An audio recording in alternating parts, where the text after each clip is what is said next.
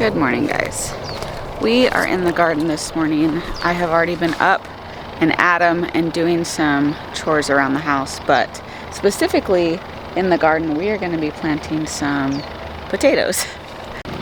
And my neighbor just got home to take his truck out for the day and started working on it, so there's this noise I hope isn't too bad on the camera. But before I came out to the garden this morning, I wanted to finish up some amending of the front yard landscaping that I have been doing. I haven't done it on camera for my long form videos, but I've been doing some shorts lately. So if you go check out my latest short, you can see I used my freshly made compost that I've been talking about and just filled in the wells around all of my landscaping plants, covered them back up with mulch, and then covered them with logs so that the chickens wouldn't make such a mess of them this year and they could get some fertility. I don't often fertilize my front landscaping.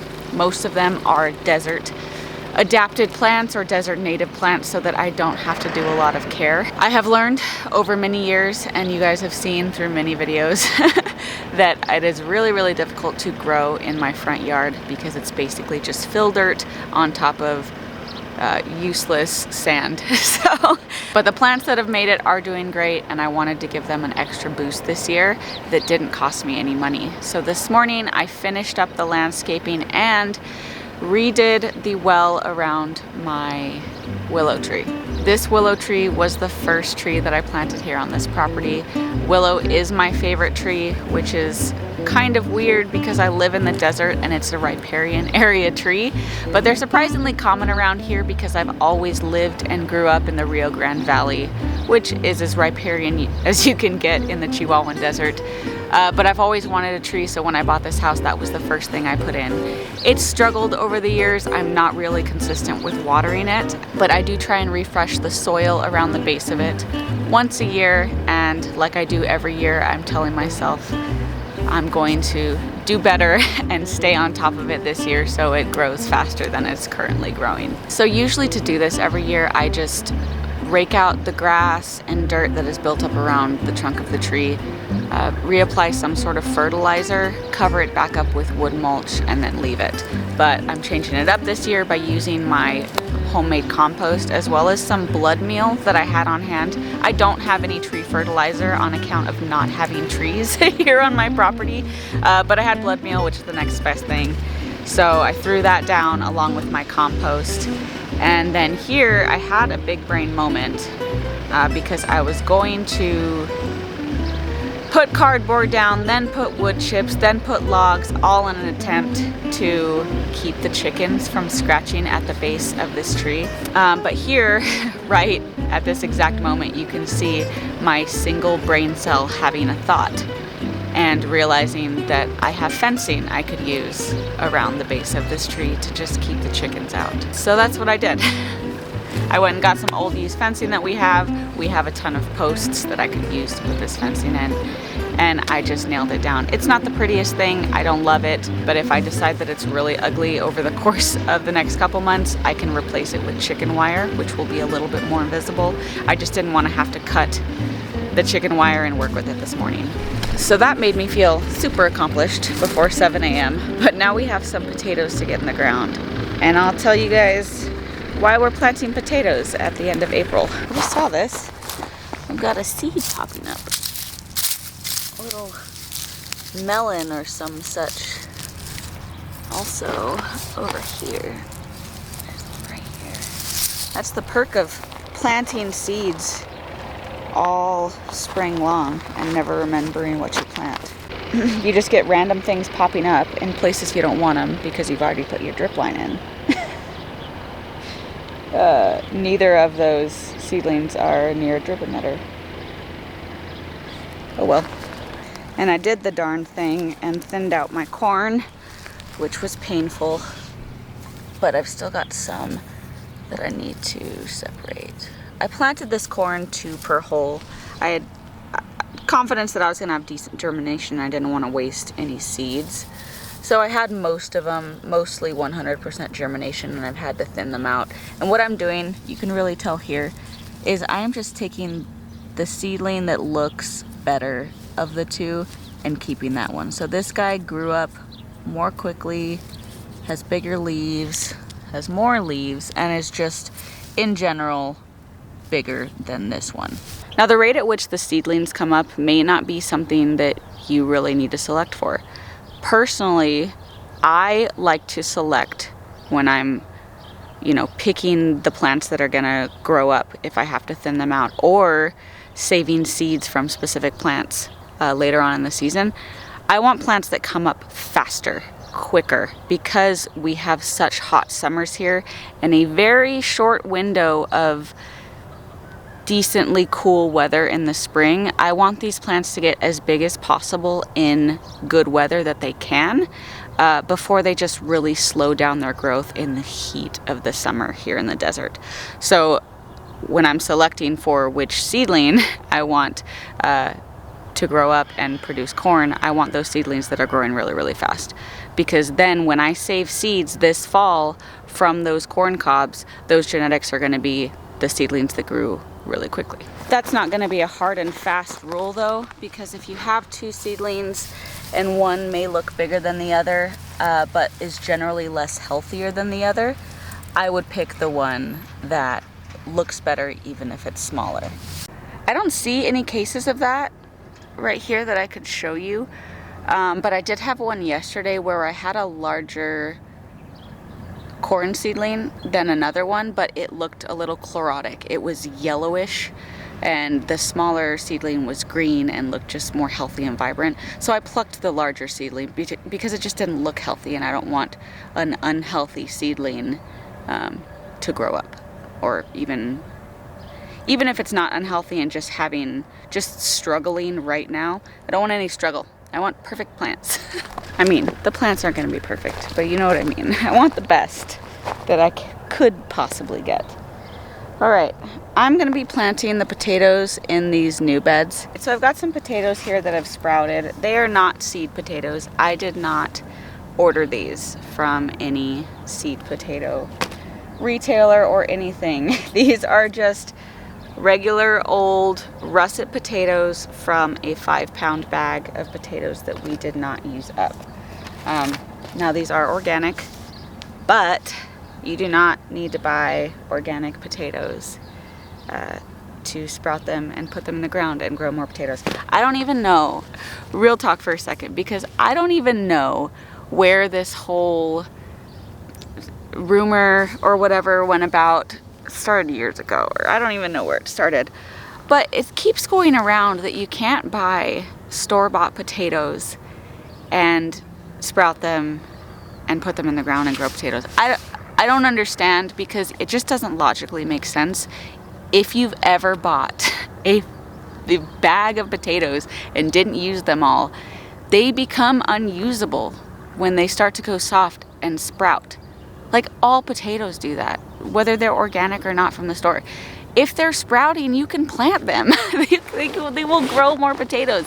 Now, there is some truth to some potatoes may get sprayed with like an anti-sprouting agent on the side to help them last longer, but it just preserves their storage shelf life. It doesn't actually stop them from sprouting. I personally, and this is just me, have never had an old bag of potatoes that I didn't use just rot and disintegrate into nothing. They've always sprouted, gone soft and sprouted.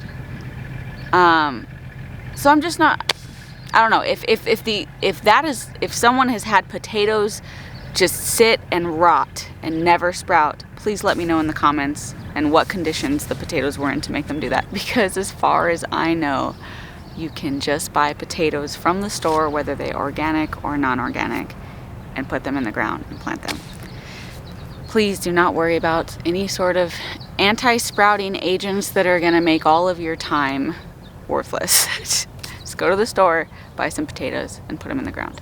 So rant over. You can absolutely use store-bought potatoes to plant and make more potatoes. These were just ones we didn't use, and they had already started sprouting. Instead of throwing them in the compost, I decided to chit them, which is cutting them and like letting them scab over here from the open air, it looks kind of gross. It is kind of gross, but it helps prevent them from rotting when you put them in the ground. And I figured I'd just plant them. Preface this, I am not expecting any sort of potato harvest from these potatoes, guys. First off, number one, I'm planting them in year one beds. If you guys have been with me for a long time, my year one beds often don't grow anything. I use really, really crappy bagged soil from Home Depot to start off my beds because it's my cheapest option here in the desert to get decent soil to grow in. But I just work on these beds and amend them over the year. So usually by year two, they are good enough to get a decent crop out of. But year one is just kind of a throwaway. I have planted a bunch of beans in here because they are nitrogen fixers. They will add organic matter and hopefully little nitrogen nodules to the soil. But secondly, why I don't think these are going to produce much is because it's hot. Guys, when I plant potatoes to actually get a crop, I plant them in the beginning of March before we even have our last frost. For reference, this is the end of April. It's about to be really hot. It's already warming up to the 80s every day. And potatoes don't like hot weather. They are a cool weather crop. They'll probably live, they'll definitely grow and send up green foliage, but as for how much of a potato crop they're gonna produce underground, I'm not sure. But I figured it was the best place to plant them because even if I put them under shade, I'm not expecting much of a harvest because of the heat. So at least if I throw them in these beds, they will help the soil. So I'll just be helping this soil get better quicker, at the same time not wasting these potatoes in the compost. And putting them in the compost isn't a waste. I would get more biomass out of each potato if I plant them, because if I just put them in the compost, the potato rots down and it becomes compost. If I put them in soil, the soil grows a plant, and then I have both roots and leafy matter that I can either take and compost that or just leave it in the soil to compost in the soil. Let me get a glove to dig in here with. I told Chase the other day that the pretty hand season is over. Because all winter I'm not doing a bunch of digging in the beds, so my nails kind of stay decent looking. I mean, I still do a lot of outside work, and I'm just generally a very crafty I do a lot of stuff with my hands, so I never have really good looking hands. But springtime, oh no, there's no way. The only reason I really paint my nails is so that I don't look like I came straight from the garden when I go to work. If you come out to the garden several times a day and you're just, picking at plants or putting seeds in the ground, I always have dirt under my fingernails. It's impossible to not.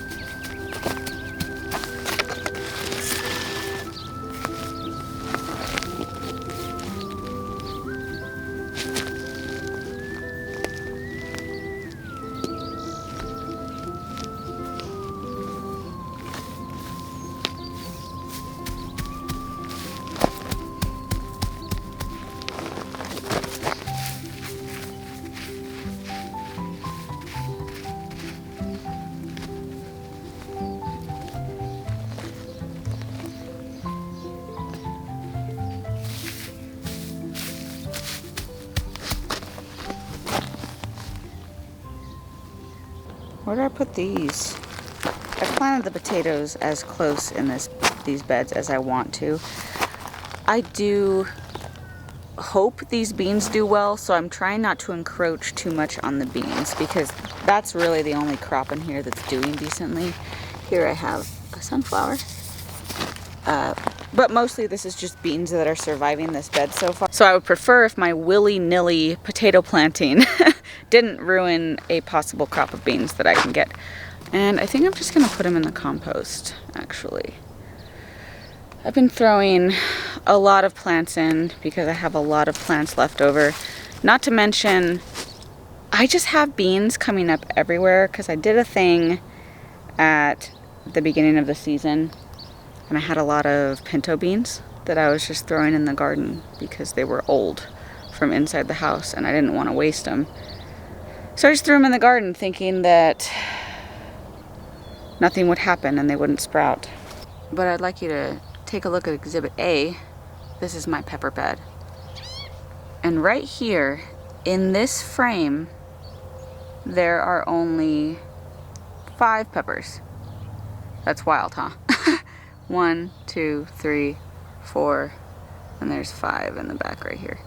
All of these are beans that just came up. And I've got this going on everywhere. Nowhere as badly as in this bed, but that's because I threw the pinto beans down on this bed and then, like I did it before, I amended it. So the beans went down because I was just tossing them out all over the garden, and then soil went down on top of it. So they were planted and now they're everywhere. So I don't have a lot of spare room anymore to just be sticking things because I've got beans coming up everywhere, which is very cool. I'm not complaining, totally not complaining. But I think I'll just compost the rest of those potatoes. Just look at this sea of beans. It's crazy. Bean, bean, bean, bean, bean, bean, bean, bean, bean, bean, bean, bean, bean, bean. So many. It's great. I'm excited to see what happens with these. In fact, I've still got some left over. Just, see? Just a bunch of pinto beans in this bag. Because I buy a large amount of pinto beans once a year, like from Azure Standard. That's where these are from. And then I'll just use them throughout the year because we eat a lot of beans, especially in the winter. But we had some left over and it was time for me to refresh my storage inventory, which is what I do every year. I just talked about it on my last video with herbs. I do it with beans too. So instead of throwing all these beans out, I just figured I'd throw them in the garden and see what happened. Well, I f***ed around and found out, didn't I? So I don't have a variety for you guys. These are just the pinto beans that I got in bulk from Azure Standard. And they're all over the garden. I love it. I think unintentionally, I made the running theme of this video, just plant your grocery store food. I mean, if you're strictly organic and you want to plant only organic seeds or organic potatoes, I totally understand that. But if you've got some watermelon seeds from a watermelon that you got at the grocery store the other day, just plant them, see what happens. It can't hurt. You got some old beans that you never eat, throw them in the ground, see what happens. Why not? What is it gonna hurt? All right, guys, I'm gonna head inside and make breakfast. Thanks for planting those potatoes with me. And we'll catch you guys in the next one.